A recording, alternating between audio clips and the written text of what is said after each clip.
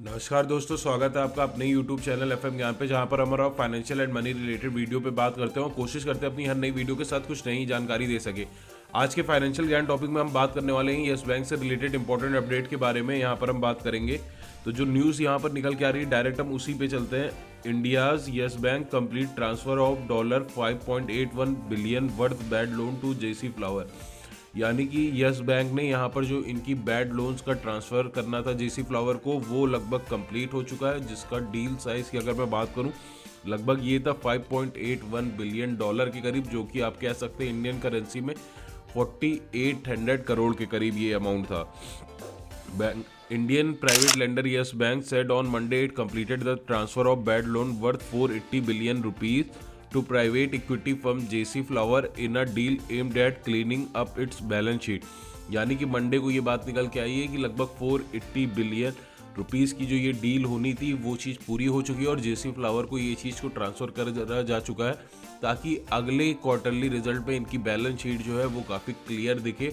और इसका रिजल्ट अभी से शेयर प्राइस पे देखने को मिला। मंडे को ये न्यूज़ निकलने के बाद लगभग 4% तक का शेयर प्राइस बढ़ा भी है और लगातार अगर हम बात करें पिछले वीक में भी शेयर प्राइस कहीं ना कहीं मतलब भर का बढ़ता हुआ देखने को मिला है।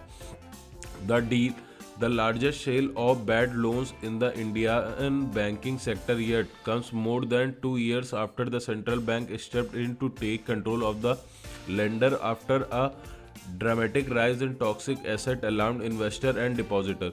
यानी कि ये जो डील है अगर हम बात करें इंडियन के बैंकिंग सेक्टर में सबसे बड़ी डील है अभी तक की, और ये इस वजह से हुई है क्योंकि 2 साल पहले आपको भी पता ही है यस बैंक में कितनी सारी दिक्कतें हुई थी।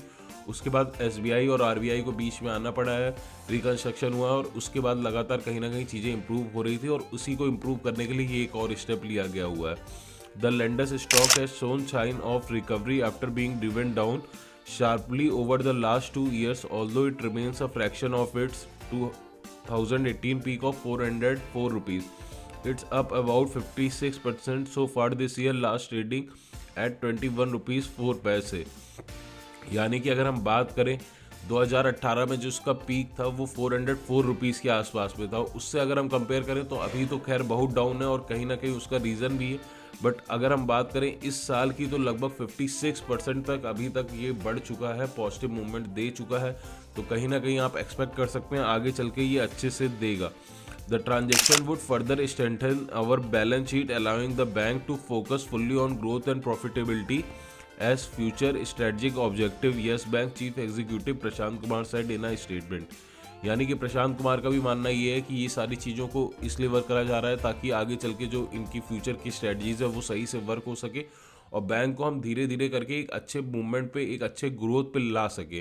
तो ये एक छोटी सी जानकारी थी जो मैं आप लोगों के साथ शेयर करना चाह रहा था, क्या निकल के आया यस बैंक में। इसके अलावा अगर आपकी कोई क्वेरी है तो आप कमेंट करके ज़रूर पूछ सकते हैं। Thank you.